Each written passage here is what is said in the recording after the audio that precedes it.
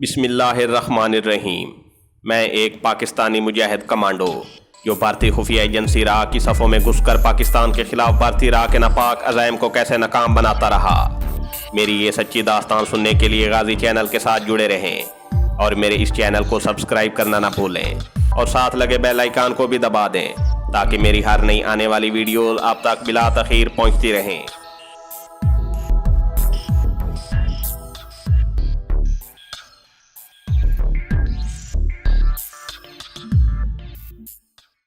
मेरे सामने भारी बदन वाली जवान औरत खड़ी मेरी तरफ देखकर मुस्कुरा रही थी। उसने ऊंची आवाज़ में कहा, बाबू धर्मू आ गया है। मैंने अंदर दाखिल होते ही जवान औरत को अपने साथ लगा लिया।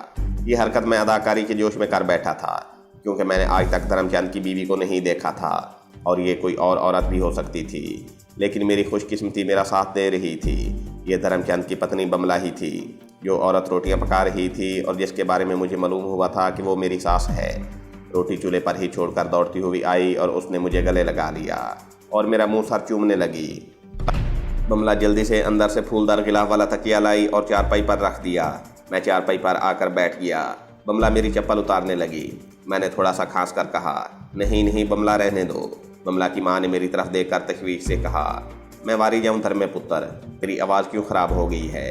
मैंने कहा, बाबू पाकिस्तानी पुलिस वालों ने जेल में कुछ पिला दिया था, जब से गला ख़राब हो गया है। बाली पुत्र जल्दी से धर्मू के लिए लस्सी ले आ। अचानक मुझे एहसास हुआ कि बमला को घर में अगर बाबू बाली कहकर पुकारती है तो मुझे भी उसे बाली ही कहना चाहिए था, मगर मैंने उसे बमला कहकर मुखातिब किया था। मगर तीर कमान से निकल चुका था। मैं आगे से मुहतात हो गया। मैंने बमला से कहा, नहीं नहीं बाली, मैं लस्सी नहीं पीऊँगा, मेरे लिए चाय बना दें। हाय हाय धर्मू पुत्र, गर्मी है, चाय गर्मी खुश्की करेगी। अच्छा मैं तेरे लिए चाय बना कर लाती हूँ। बाली पुत्र तू अपने आदमी के पास बैठ। बमला मेरे पास चारपाई पर बैठ गई और मेरे पाँव दबाने लगी। मैंने पाँव खींच लिए। नहीं नहीं बाली रहने दो। उसकी माँ कुछ फासले पर चूल्हे के पास बैठकर चाय बनाने लगी। बमला ने आहिस्ता से कहा, धर्म जी तुमने मुझे पहले बमला कहा फिर बाली कहा, क्या तुम भूल गए हो कि तुम मुझे हमेशा बालो कहा करते हो। मैंने कहा, क्या बताऊं बालो, पाकिस्तान में पुलिस ने पकड़ लिया था, बहुत मारा पीटा उन्होंने, शर्त ही भुला दी है। बमला कहने लगी, जयदेव जी ने जब आकर बताया कि धर्मचंद को पाकिस्तान में पुलिस ने पकड़ लिया है तो मैं सारी रात रोती रही। सुबह सुबह शिवा जी के मंदिर में जाकर आरती उतारी और प्रार्थना की कि मेरा आदमी खैर खैरियत से घर आ जाए तो मैं 5 रुपए का लुबान जलाऊंगी। मैंने जेब से 10-10 रुपए के 2 नोट निकाल कर बमला को दिए और कहा, ले तू 20 रुपए का लुबान जलाना शिवाजी के मंदिर में। बमला मुझे खजूरी पंखे से हवा देने लगी और कहने लगी, बिजली वाला पंखा कई रोज से ख़राब है, तुम यहाँ होते तो उसे ठीक करा लाते। मैंने कहा, फिक्र न करो, मैं तुम्हें नया पंखा ला दूंगा। बमला की माँ चाय का गिलास बनाकर ले आई और कहने लगी, पुत्र धर्मे तू ये काम छोड़ क्यों नहीं देता, हमें ज़्यादा पैसों की ज़रूरत नहीं है, अपनी थोड़ी बहुत जो ज़मीन है उसी को संभाल कर अपने बापू की तरह वाही बीजी कर। भगवान ने सब कुछ दे रखा है, एक औलाद की कसर है, भगवान वो भी दे देगा। बमला ने पंखा झलते झलते शर्मा कर मुँह दूसरी तरफ कर लिया। मैंने कहा, बाबू 2-4 फेरे और लगा लेने दो, फिर ये काम छोड़कर वाही बीजी शुरू कर दूंगा। बमला की माँ भी मेरे पास बैठ गई। वो पूछने लगी कि मैं पाकिस्तान की जेल से कैसे भागा और कब भारत पहुंचा। मैंने उलट पलट कहानी घड़कर सुना दी। मालूम हुआ कि धर्मचंद ने अपने घर वालों को बता दिया हुआ था कि वो पाकिस्तान दहशतगर्दी करने जाता है और इसके अवध से यहाँ इंडिया में कुछ रकम मिल जाती है। बमला की माँ कहने लगी, तुम्हारे आने की हमें जयदेव ने भी खबर नहीं दी। मैंने कहा, बाबू मैं दोपहर को आया था, जयदेव मुझसे मिला था, मगर हम दोनों शाम तक ज़रूरी कामों में ही फंसे रहे। आपको मालूम नहीं, जब हमारा कोई आदमी पाकिस्तान में पकड़ा जाता है और फिर वहाँ से भाग कर आ जाता है तो उससे पाकिस्तान की पुलिस के बारे में बहुत कुछ पूछा जाता है। हम वहीं सैन में चारपाई पर बैठे बातें करते रहे। देहात की उन सादा लौ औरतों को पाकिस्तान की जेलों और पुलिस के तशद्दुद के बारे में मैं यूं ही किस्से कहानियाँ सुनाता रहा। बाबू कहने लगी, अच्छा अब तुम दोनों बैठकर बातें करो, मैं तुम्हारे लिए रोटी लाती हूँ। साग आलू की तरकारी बनाई है। मेरे मुंह से निकल गया, मुझे ये सब्ज़ी बहुत पसंद है बाबू। बाबू ने हैरान होकर बमला की तरफ देखा। बमला कहने लगी, धर्मू जी तुमको साग आलू की सब्ज़ी बिल्कुल अच्छी नहीं लगती थी। मैंने सर खुजाते हुए कहा, क्या बताऊं बालो, पाकिस्तान की जेल में सारा दिमाग उलट पलट हो गया है। बाबू कहने लगी, कोई बात नहीं पुत्र, कुछ दिन यहाँ रहकर घर का मक्खन खाओगे तो सब ठीक हो जाएगा। मैंने चारपाई पर सैन में ही खाना खाया। बड़ी बड़ी 4 रोटियां थीं और एक छन्ना साग आलू की तरकारी से भरा हुआ था। जिसके ऊपर गाय के मक्खन का पेड़ा आहिस्ता आहिस्ता पिघल रहा था। ये सब कुछ सैन के स्तून के साथ जलते बल्ब की रोशनी में मुझे सब कुछ नजर आ रहा था। मैं जानबूझकर बल्ब की तरफ पीट करके बैठा था। इस तरह से मेरा चेहरा रोशनी में नहीं था, लेकिन हकीकत यह है कि सिवाय मेरे मुशीद आराज के मुझ में और असली धर्मचंद में कोई ज़्यादा फर्क नहीं रहा था।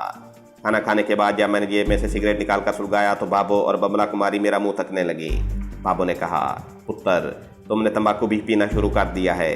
इसका मतलब था कि असली धर्मचंद सिगरेट नहीं पीता था। मैंने कहा, बाबू, जेल में सिगरेट लग गए थे। ना पुत्र, ये बुरी आदत है। बाबू बर्तन वगैरह समेटने में लग गई। बमला मेरे पास बैठी मुझसे बातें करती रही और पंखा चलती रही। वो बार बार दोहरा रही थी कि पाकिस्तान में मैंने इतने दिन लगा दिए, क्या बालों की याद नहीं आई। मैं उसकी इस गर्दान से तंग आ गया था। दूसरे मुझे उसके कपड़ों से घी की बू भी आ रही थी। शायद उसने अपने बालों में भी घी लगाया हुआ था। इतने में बारिश की बूंदें गिरने लगी तो बाबू कहने लगी, कुड़े तो खेस अंदर ले चल, मैं चारपाइयाँ संभाल लूँगी। तुम दोनों कोठरी में सो जाना, मैं दूसरे कोठे में पड़ जाऊँगी। बमला कुमारी खेस और तकिया उठाकर कोठरी की तरफ दौड़ पड़ी, क्योंकि बारिश की बूंदें ज़्यादा तेज़ी से गिरने लगी थीं। मैं भी कोठरी में आ गया। अंदर अंधेरा था। बमला ने बटन दबाकर बिजली का बल्ब रोशन कर दिया। छोटा सा बल्ब था, ज़्यादा रोशनी नहीं थी। मैं भी यही चाहता था कि ज़्यादा रोशनी ना हो। अंदर मैले से एक बड़े बड़े पायों वाला पलंग बिछा हुआ था, जिस पर खेस वगैरह पड़े थे। बमला ने जल्दी जल्दी से पलंग पर से फालतू कपड़े उठाकर कोने वाली लकड़ी के संदूक पर डाल दिए और मेरे लेटने के लिए सरहाने लगा दिए। फिर मेरी तरफ देखकर कुछ शर्माते हुए और कुछ मुस्कुराते हुए बोली, मैं अभी आती हूँ। वो बाहर निकल गई। मैं पलंग पर लेटकर सोचने लगा कि अब मैं जिस इम्तिहान में पढ़ने वाला हूँ, क्या उसमें कामयाब हो सकूँगा या नहीं। बाहर से बारिश की आवाज़ सुनाई देने लगी थी। बमला कोई आध घंटे के बाद कोठरी में वापस आई। उसके बाल और साड़ी बारिश में भीगे हुए थे। बालों को निचोड़ते हुए बोली, तुम्हें तो मालूम ही है, बाबू बूढ़ी हो गई है। सारा काम मुझे ही को करना पड़ता है। सुबह जानवरों के लिए चारा भी काटना होगा। तुम थे तो मेरा हाथ बटा देते थे। मैंने कहा, फिक्र न करो, सुबह मैं चारा काट दूंगा।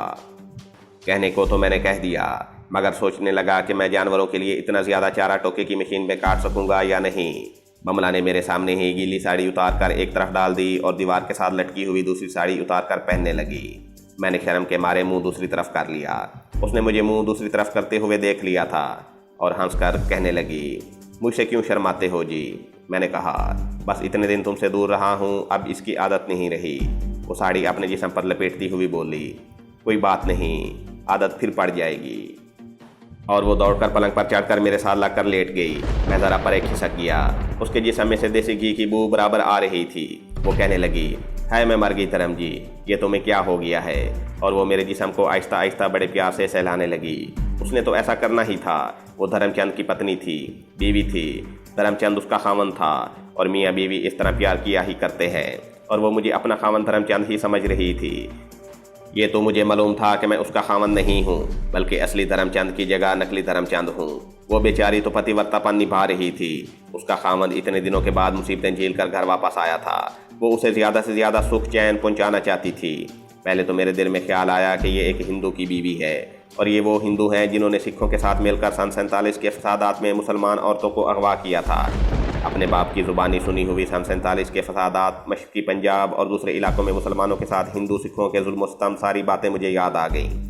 फिर मुझे ख्याल आया कि इसमें इस सादा दिल पतिव्रता देहाती औरत का कोई कसूर नहीं है। मुझे इसके एतमाद का नाजायज़ फ़ायदा नहीं उठाना चाहिए। वैसे भी ये बात मर्दानगी के ख़िलाफ़ है। मैंने अपना इरादा बदल लिया और बमला का हाथ पकड़कर कहा, बालो, मुझे थोड़ा पानी पिलाओ, मेरे सीने में दर्द शुरू हो गया है। वो जल्दी से उठ बैठी। है मैं मर गई, दर्द क्यों होने लगा है धर्म जी। मैंने कहा, कैद में उन लोगों ने मेरी छाती पर लोहे के रूलर फेरे थे, किसी वक्त दर्द होने लगता है। वो जल्दी से मेरे लिए पानी का गिलास ले आई। मैं उठकर बैठ गया।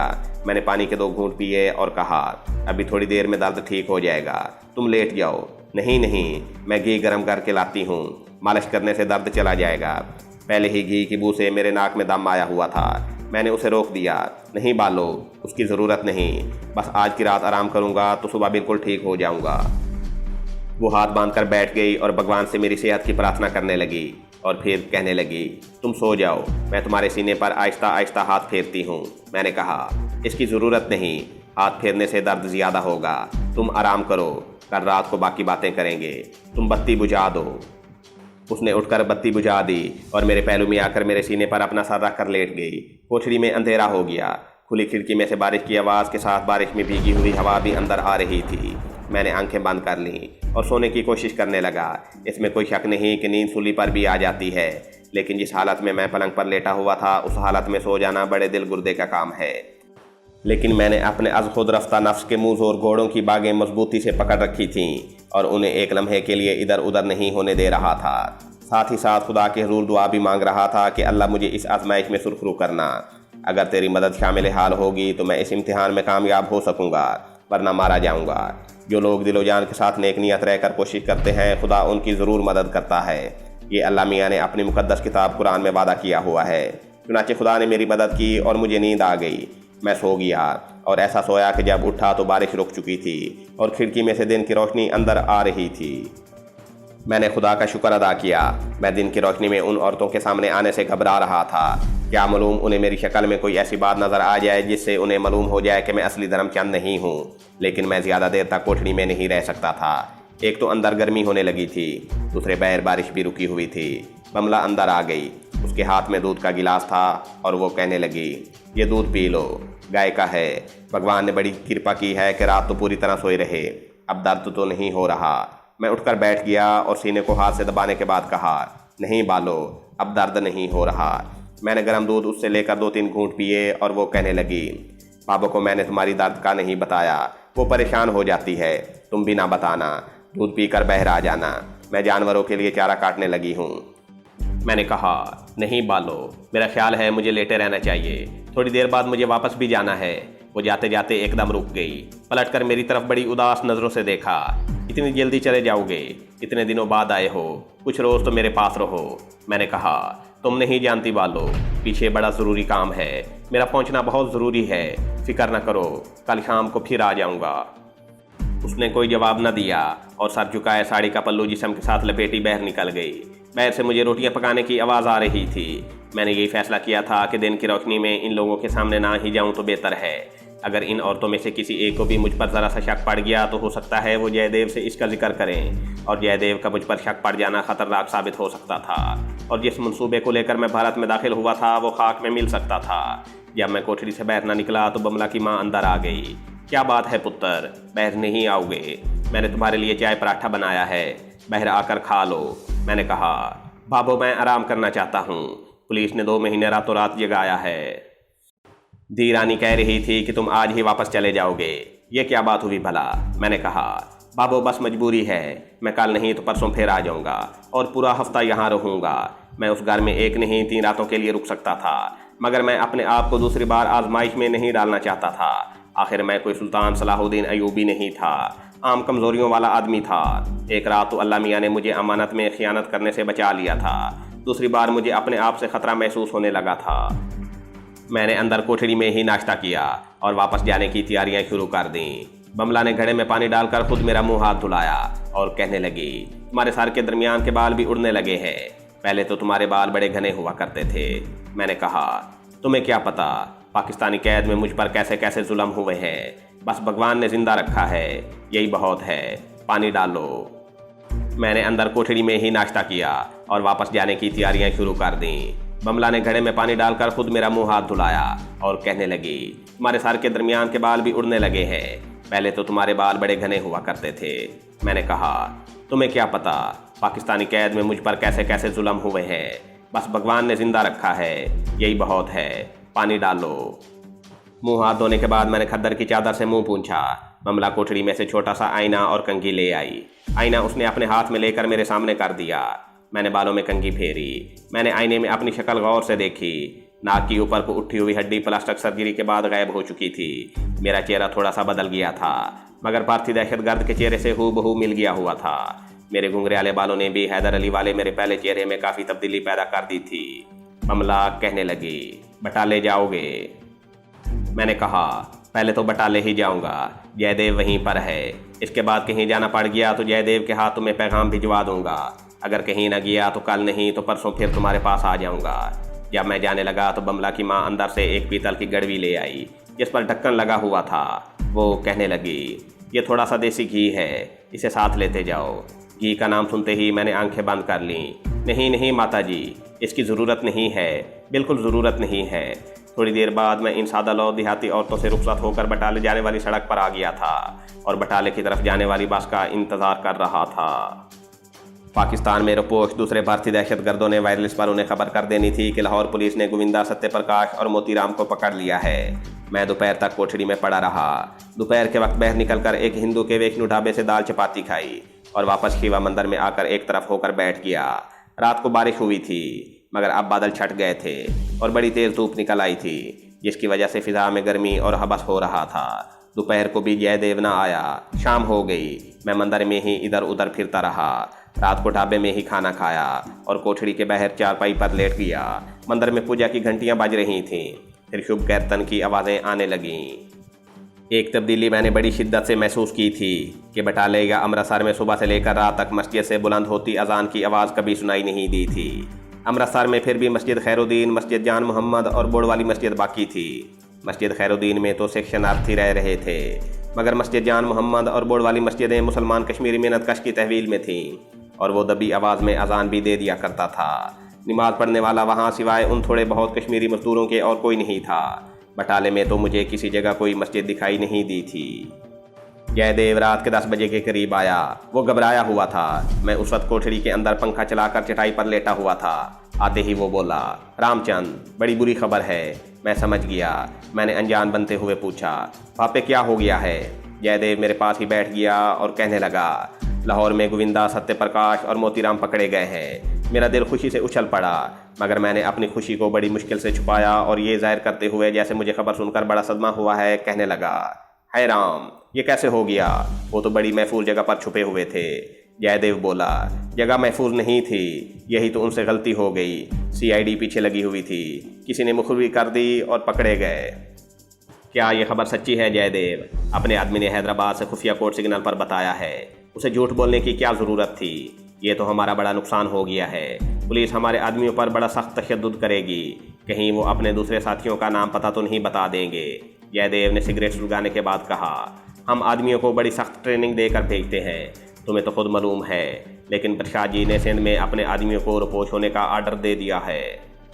मैंने ये जानने के लिए कि भारतीय दहशतगर्द रुपोश होकर कहाँ जाते हैं, उससे कहा, इसका मतलब है कि अब हमारे आदमी पाकिस्तान में कोई वारदात नहीं करेंगे। तो वो बोला, धर्मचंद, तुम तो ऐसे बातें करते हो जैसे तुम बिल्कुल नए हमारे ग्रुप में आए हो। क्या तुम्हें मालूम नहीं कि रुपोश होने के बाद हम कुछ रोज़ अपनी कार्रवाइयाँ बंद कर देते हैं, इसके बाद फिर शुरू कर देते हैं। अब मैं ये मालूम करना चाहता था कि भारतीय दहशतगर्द रुपोश होकर कहाँ गए हैं। तो मैंने कहा, पाकिस्तान में अब बड़ी सख्ती हो गई है। हमारे आदमी जहाँ भी रुपोश होंगे, पाकिस्तानी पुलिस उन्हें पकड़ लेगी। जैसा कि मैं आपको पहले भी बता चुका हूँ कि जयदेव आदमी बेवकूफ़ था। 2-4 चालाकी की बातों से मैंने उसे अपने जाल में उलझा लिया था। उसने गर्मी सर्दी में आकर मुझे वो ठिकाना बता दिया जहाँ बाकी के भारतीय दहशतगर्द छुप गए थे। ये जगह सिंध और पंजाब के दरमियान वीरान पहाड़ियों में एक पुराने खंडर के करीब जंगल में वाक़या थी। मैंने जयदेव से पूछा, अब हमारा क्या प्रोग्राम है? तो वो बोला, प्रोग्राम क्या होना है? शिवसेना के पंजाब शाह के प्रसाद को ऊपर से जो आर्डर आएगा वही करेंगे। शायद कुछ वक्त के लिए अपने रिपोर्ट दहशतगर्द ही दोबारा वारदातें शुरू कर दें, या शायद बम्बई से नए आदमी ट्रेनिंग के बाद भेजे जाएं। मैं पहले ये भी बयान कर चुका हूँ कि शिवसेना के इन दहशतगर्दों का मरकज़ बम्बई में था। इनका असल करता धरता शिवसेना का इंतहा पसंद इस्लाम दुश्मन बाल ठाकरे था, मगर वो पर्दे के पीछे रहता था और उसने अपने एक मरहटा साथी बालाजी को आगे कर रखा था। पाकिस्तान में इंडिया की पाकिस्तान दुश्मन खुफिया तंजीम रहा कि नापाक तकरीबी मनसूबे बाल ठाकरे तक पहुँचते थे। बाल ठाकरे आगे बालाजी को अहकाम सादिर करता था और बालाजी पंजाब में शिवसेना की जमात के लीडर प्रसाद जी को आर्डर देता था, जो भारतीय दहशतगर्दों की खासी तादाद अमृतसर से स्मगल करके पाकिस्तान पहुंचा देता था। मैंने जयदेव से कहा, मेरे बारे में अब क्या हुक्म है? मैं बटाले में कब तक पड़ा रहूँगा? जयदेव बोला, जब तक ऊपर से कोई आर्डर नहीं आता तुम्हें यहीं रहना होगा। फिर हंसकर कहने लगा, तुम्हें तो खुश होना चाहिए, तुम्हें अलाउंस भी मिलता रहेगा और तुम चाहो तो हर चुवाल अपनी पत्नी के पास भी रह सकते हो। अच्छा ये बताओ, घर गए थे, वहाँ कैसे गुजरी? मैंने भी शरारत से मुस्कुराते हुए कहा, बस जैसे गुजरनी चाहिए थी गुजर गई। जयदेव कुछ देर बातें करता रहा और फिर कहने लगा, मुझे अमृतसर प्रसाद जी के ठिकाने पर उनसे ज़रूरी बातें करने जाना है, कल तक वापस आ जाऊंगा। जो भारतीय दहशतगर्द सिंध और पंजाब के दरमियान जंगल में छुप गए थे, मैं उनकी खबर पाकिस्तान में पहुंचाने के लिए बेकरार था। मैंने कहा, यार जयदेव, सोचता हूँ मैं भी अमृतसर के चित्रा सिनेमा में कोई फिल्म देखूँ। उसने घड़ी देखकर कहा, हाँ, आखिरी शो का अभी वक्त है, मेरे साथ ही चलो। तुम चित्रा सिनेमा की तरफ चले जाना और मैं प्रसाद जी के यहाँ चला जाऊँगा। लेकिन रात को बटाले वापस कैसे आओगे? शायद आखिरी लारी मिल जाए। तो वो बोला, यार तुम सारी बातें भूल गए हो। मालूम होता है कि पाकिस्तानी पुलिस ने तुम्हारी बहुत चित्रौल की है। पापे तुम्हें याद नहीं, रात के 1:30 बजे एक पार्सल ट्रेन अमृतसर से गुरदासपुर की तरफ चलती है। हम कई बार उस पर सफ़र कर चुके हैं। मैंने जल्दी से कहा, हाँ हाँ याद आ गया, ठीक है, मैं उसी ट्रेन के ज़रिए वापस बटाले आ जाऊँगा। तो फिर चलो और वक्त ज़ाया ना करो। हम मंदिर से निकलकर लारी अड्डे पर आए। बटाले से अमृतसर और अमृतसर से बटाले लारियाँ रात 10-11 बजे तक चला करती थीं। हमने एक लारी पकड़ी और अमृतसर पहुंच गए। चित्रा सिनेमा लारियों के अड्डे के करीब ही अंजमन पार्क वाले नाले के पुल के साथ ही था। जयदेव जलियांवाले बाग की तरफ चल दिया, क्योंकि शिवसेना की पंजाब शाख के सदर प्रसाद जी का दफ्तर वहीं पर था और मैं चित्रा सिनेमा की तरफ रवाना हो गया। फिल्म मुझे कहाँ देखनी थी? मैं थोड़ी दूर जाकर उस सड़क पर हो गया जो अपने मुजाहिद जासूस के ठिकाने की तरफ जाती थी। उस वक्त अपना जासूस साथी कोठड़ी के बहरे अकेला ही सन्यासी के भेष में बैठा नारियल के चलम के दम लगा रहा था। मुझे देखकर उसने चलम एक तरफ ईंट के साथ रख दिया और बोला, कोई ख़ास खबर है? मैंने कहा, हाँ, बहुत ज़रूरी पैगाम पाकिस्तान पुलिस को पहुंचाना है। उसने एक नज़र दाएं बाएं डाली और बोला, अंदर चले जाओ। मैं कोठड़ी में घुस गया। मुझे मालूम था उसने रेडियो ट्रांसमीटर किस जगह छुपाया हुआ है। वहाँ से मैंने छोटा सा ट्रांसमीटर निकालकर उसे ऑन किया। ट्रांसमीटर में से हल्का हल्का शोर उभरने लगा। मैंने फ्रीक्वेंसी मिलाई और मखसूस सिग्नल देने शुरू कर दिए। दूसरी तरफ से भी सिग्नल के इशारे मिलने लगे। मैंने कोड अल्फाज में कहा, एक ज़रूरी पैगाम है, नोट किया जाए, ज़रूरी पैगाम लिखवाया जाए। तो मैंने कहा, भारतीय दहशतगर्द गोविंदा सत्यप्रकाश और मोतीराम की गिरफ्तारी के बाद उसके बाकी भारतीय दहशतगर्द साथी सिंध और पंजाब के दरमियान जंगल में जहां एक खंडर भी है छुप गए हैं। उसकी निशानी नोट करो। यहाँ वीरान टीले हैं। टीलों के करीब जंगल का टुकड़ा है। भारतीय दहशतगर्द इसी जगह छुपे हुए हैं। क्या पूरा पैगाम नोट कर लिया गया है? यस, पूरा पैगाम नोट कर लिया गया है। राजर। Okay Roger. मैंने ट्रांसमीटर बंद कर दिया। उसे लकड़ी के डब्बे में बंद करके ज़मीन के अंदर गड्ढे में छुपा दिया और कोठड़ी से बाहर आकर अपने जासूस से कहा, पैगाम पहुंचा दिया गया है। उसने मुझसे बिल्कुल ना पूछा कि पैगाम क्या था और वो कहने लगा, रात यहीं ठहरोगे या वापस जाओगे? मैंने कहा, नहीं, मैं वापस जाऊंगा। अपने जासूस ने जो सन्यासी बाबा के भेष में था चलम उठाई और उसके दम लगाने लगा। मैं खामोशी से चित्रा सिनेमा की तरफ हो गया। वहाँ पहुँचा तो दूसरा शो शुरू हुए अभी 15 मिनट ही हुए थे। टिकट वाली खिड़की खुली थी। मैंने सेकंड क्लास का टिकट लिया और सिनेमा हॉल में जाकर बैठ गया। इंटरवल तक फिल्म देखी। फिल्म मुझे अच्छी न लगी। मैं वापस सिनेमा हॉल में जाने की बजाय लारियों के अड्डे पर आया और यहाँ से बटाला जाने वाली लारी पकड़ी और बटाले आ गया। शिवा मंदिर के कर्मचारी मेरी शक्ल से वाकिफ़ हो गए थे। उन्हें मालूम था कि मैं जयदेव का दोस्त हूँ और शिवा मंदिर में जो उसकी कोठड़ी है मैं बतौर मेहमान ठहरा हुआ हूँ। कोठड़ी के अंदर पंखा चला तो मैं लेट गया। दिल का बोझ हल्का हो चुका था। मैंने इंतहाई ज़रूरी पैगाम लाहौर पहुंचा दिया था और मुझे यकीन था कि हमारी पुलिस पार्टी अभी सिंध और पंजाब के दरमियानी जंगल की तरफ निकल गई होगी और जंगल को घेरे में लेकर भारतीय दहशतगर्दों को दबोच लेगी। जयदेव रात को ना आया। सुबह जब मैं मंदिर के दरवाजे के सामने वाली दुकान पर चाय और बंद मक्खन का नाश्ता कर रहा था तो वो आ गया। उसने दूर से मुझे देख लिया था और मेरे करीब आकर बोला, रात फिल्म कैसी थी? मैंने कहा, बड़ी मज़ेदार थी, गाने बड़े अच्छे थे, आओ चाय पियो। वो बोला, मैं लस्सी पीकर आ रहा हूँ। अरे तुम भी लस्सी पिया करो। और रात तुम अपनी पत्नी के पास गए थे या नहीं? मैंने कहा, यार जयदेव, मेरी पत्नी बीमार है। फिर मैंने उसे आंख मारी। वो समझ गया मेरी पत्नी को औरतों वाली ख़ास बीमारी है। हंसकर बोला, पापा ये तो फिर मजबूरी है। वो मेरे पास लोहे की कुर्सी पर बैठ गया। मैंने पूछा, प्रसाद जी से मुलाकात हुई थी? उसने गर्दोपेश निगाह डालकर मुझे आंख मारी। हमसे थोड़े फासले पर एक से कुर्सी पर बैठा शीशे के गिलास में चाय पी रहा था। मैं खामोश हो गया। चाय पीकर हम मंदिर वाली कोठरी में आ गए और जयदेव कहने लगा, प्रसाद जी ने कहा है कि अभी कुछ देर हमें खामोश रहना होगा। हफ्ते 10 दिन के बाद अपने वही आदमी जो सिंध में रुपोश हैं दोबारा कार्रवाइयाँ शुरू कर देंगे। प्रसाद जी का कहना है कि दहशतगर्दों की ताज़ा पार्टी भेजने की अभी ज़रूरत नहीं है। तुम यहाँ मेरे पास ही रहोगे। वैसे कल शाम को तुम्हें भी प्रसाद जी ने अपने ऑफिस में बुलाया है।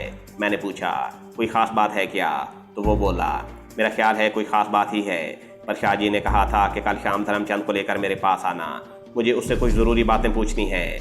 मैं रात को चटाई पर लेटा सोचता रहा कि इस इंतहा पसंद पाकिस्तान दुश्मन हिंदू ने मुझसे क्या पूछना होगा। बहरहाल उससे मिलना ज़रूरी हो गया था। वो तो धर्मचंद से इससे पहले भी मिल चुका था, मगर मैं नकली धर्मचंद के रूप में उससे पहली बार मिल रहा था। दूसरे रोज शाम को जयदेव ने मुझे साथ लिया और हम लारी में बैठकर अमृतसर आ गए। जलियांवाला बाग मेरे ख्याल था कि कोई बाग होगा। शिवसेना के पंजाब शाह का हेड ऑफिस यहीं पर था, मगर ये शहर का गुंजान मोहल्ला था। जयदेव ने मुझे बताया कि जलियांवाला बाग मकानों के दरमियान से गुजरने वाले एक रास्ते से आगे मैदान की शक्ल में है। पहले तो ये वीरान मैदान हुआ करता था। अब म्यूनसिपल कमेटी ने यहाँ घास के प्लाट बनाकर फूलों की क्यारियाँ बना दी हैं। ये बड़ी ऐतिहासिक जगह है। मैंने ये जाहिर करने के लिए कि मैं इस बाग से वाकिफ़ हूँ कहने लगा। हाँ हाँ बापे, मुझे मालूम है, मैं तो बटाले से अक्सर यहाँ आ जाया करता था। शिवसेना का हेड ऑफिस वहीं एक तंग गली में था। छोटा सा ऑफिस था। कमरे में एक तरफ गांधी नेहरू की और सामने की जाने बाल ठाकरे की बड़ी तस्वीर लगी हुई थी। उसने चश्मा लगाया हुआ था, ज़ाफ़रानी चादर कंधे पर डाली हुई थी और गले में गेंदे के फूलों के हार थे। मैं बाल ठाकरे की शक्ल सूरत से बखूबी वाकिफ़ था। उसके दस्ते रास्त बालाजी को मैंने अभी तक नहीं देखा था। दफ्तर में एक अंग्रेजी टोपी वाला खद्दरपोश नौजवान बैठा रजिस्टर में कुछ लिख रहा था। 2-3 हिंदू दीवार के साथ लगी कुर्सियों पर हाथों में दरखास्तें लिए बैठे थे। बाहर हिंदी में लिखा हुआ शिवसेना का बोर्ड लगा था। अंदर भी जगह जगह हिंदी जुबान के पोस्टर लगे थे। उर्दू का एक लफ्ज़ कहीं नज़र नहीं आ रहा था। कांग्रेसी टोपे वाले ऑफिस सेक्रेटरी ने जयदेव से नमस्कार कहकर हाथ मिलाया। उसने कहा, श्रीमान प्रसाद जी ने हमें बुलाया था।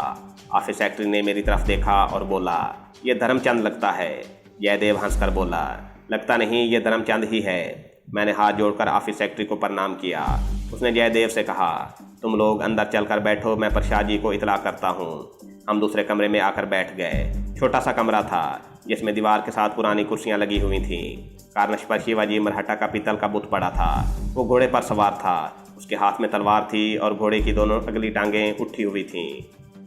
थोड़ी देर गुजरी थी कि कमरे का सामने वाला दरवाज़ा खुला और एक बारी बदन वाला अधेड़ उम्र आदमी जिसका सर गंजा था, ज़ाफ़रानी रंग के कुर्ते पजामे में मलबूस अंदर दाखिल हुआ। उसके हाथ में सिगरेट का पैकेट और चांदी का लाइटर था। उसने मुझे एक नज़र देखा और बोला, कहो धर्मचंद, पाकिस्तानी पुलिस ने ज़्यादा ठुकाई तो नहीं की? तुम बड़े बहादुर हो कि भागकर आ गए। मैंने हाथ जोड़कर प्रणाम किया और बोला, बस महाराज, भगवान की कृपा से भागने में सफल हो गया। ये शिवसेना की पंजाब शाह का सदर प्रसाद जी था। वो मेरी तरफ मुसलसल तकते हुए कुर्सी पर बैठ गया और कहने लगा, धर्मचंद, तुम्हारी आवाज़ को क्या हो गया है? पहले तो तुम्हारी आवाज़ भारी थी, अब थोड़ी बारीक क्यों हो गई है? मैंने उसे भी यही बताया कि पाकिस्तानी जेल में जब मुझ पर तशद्दुद किया जाता था तो एक रोज़ मुझे कोई चीज़ पानी में घोल कर पिला दी गई थी, जिससे मैं 2 दिन नीम बेहोशी की हालत में रहा और इसी बेहोशी की हालत में मुझसे पूछगछ होती रही। इस दवाई के असर से मेरा गला ख़राब हो गया और आवाज़ पर भी उसका बुरा असर पड़ा। प्रसाद जी ने कहा, तुमने पाकिस्तानी पुलिस को कुछ बताया तो नहीं? मैंने कहा, महाराज राम राम करें, आखिर हमें ट्रेनिंग किस लिए दी जाती है? पुलिस ने मुझको हर तरह से अजियत दी। मुझे उल्टा लटका कर धुनी दी गई, बिजली लगाई गई, लेकिन परंतु महाराज मैंने फिर भी जुबान नहीं खोली। शाबाश, ये कहकर प्रसाद जी ने पैकेट में से सिगरेट निकालकर सुलगाया और कहने लगे, तुम्हारे फरार होने के बाद पाकिस्तानी पुलिस ने छापा मारकर अपने आदमियों गोविंदा, सत्यप्रकाश और मोतीराम को भी पकड़ लिया है। याद करो, कहीं तुमने बेहोशी की हालत में पुलिस को उनका शादरे वाला खुफिया ठिकाना तो नहीं बता दिया था?